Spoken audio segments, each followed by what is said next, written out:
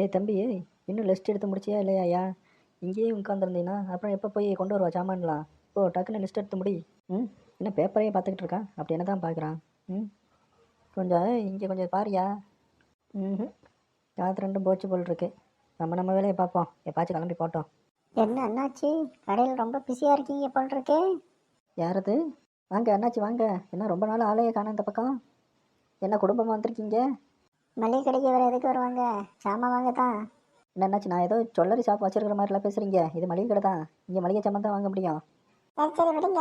ஏன் சரி அண்ணாச்சி, சொல்லுங்கள் என்ன வேணும்? இவருக்கு ஒரு மைசூர் சாம்பிள் சோப்பு விடுங்க.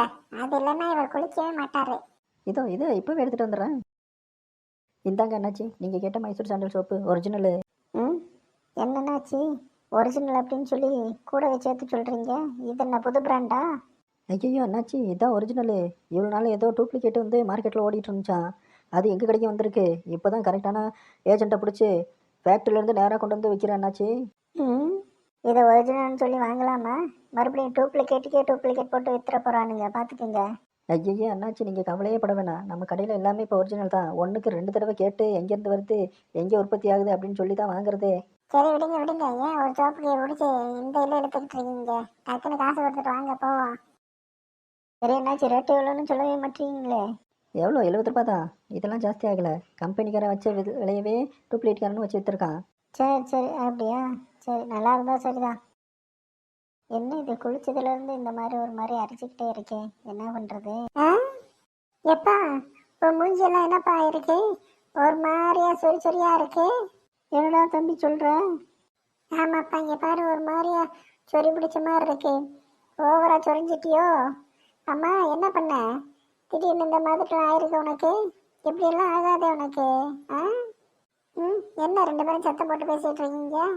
அம்மா, அப்பா மூஞ்சி கொஞ்சம் பாரும்மா, எனக்கே பயமா இருக்கு. ம். என்னங்க, என்ன ஆச்சு?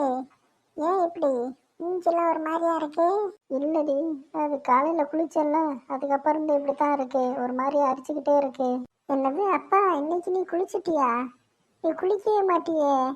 ஒருவேளை குளிச்சதால இந்த மாதிரி ஆயிருக்குமோ? டேய், சும்மா இருக்க மாட்டியா நீ? ஆமா, அலர்ஜி வர மாதிரி ஏதாவது சாப்பிட்டீங்களா? ம். நல்லா யோசிச்சு பாருங்க. நான் வெளியவே சாப்பிட மாட்டேன்ல, அதான் உனக்கு தெரியுமே. குளிச்சதுக்கு அப்புறம் தான் ஒரு மாதிரி அரிக்க ஆரம்பிச்சிச்சு. அதுக்கு தான் சொல்றது, அடிக்கடி குளிக்கணும் அப்படின்ட்டு. மாசத்துக்கு ஒரு தடவை, வருஷத்துக்கு ஒரு தடவை குளிச்சோன்னா எப்படித்தான் ஆகும்?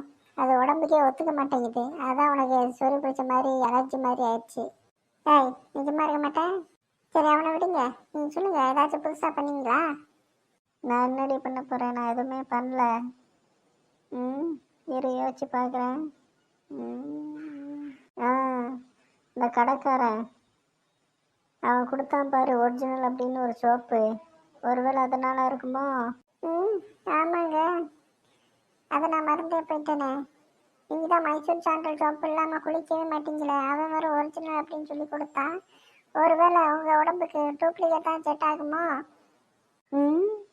ஐயோ, இப்போ என்னடி பண்ணுறது? முதல்ல இந்த சோப்பை மாற்றுங்க, அப்போ தான் உங்களுக்கு சரியாகும். ஆமாப்பா, ஒழுங்காக மாற்றிடு. ஒரே சோப்பை தான் யூஸ் பண்ணணும். வேறு வேறு மாற்றி போட்டிங்கன்னா இப்படி தான் ஆகும்.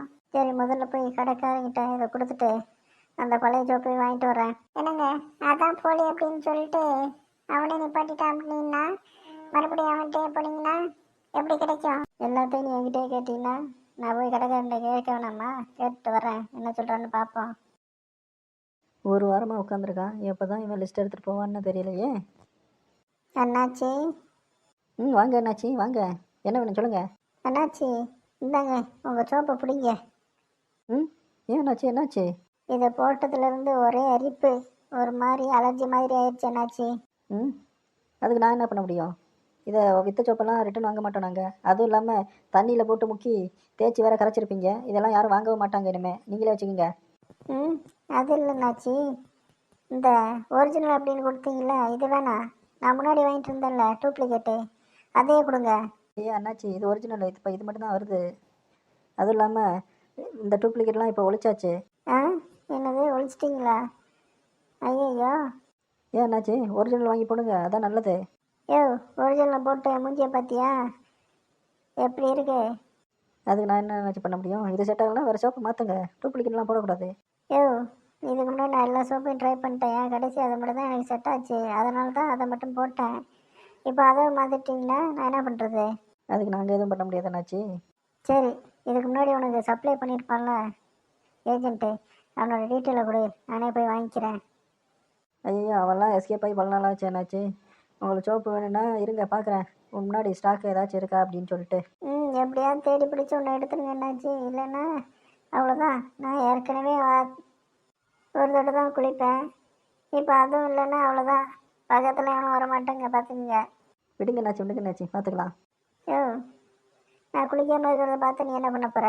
ஒழுங்கா போய் எடு. ம்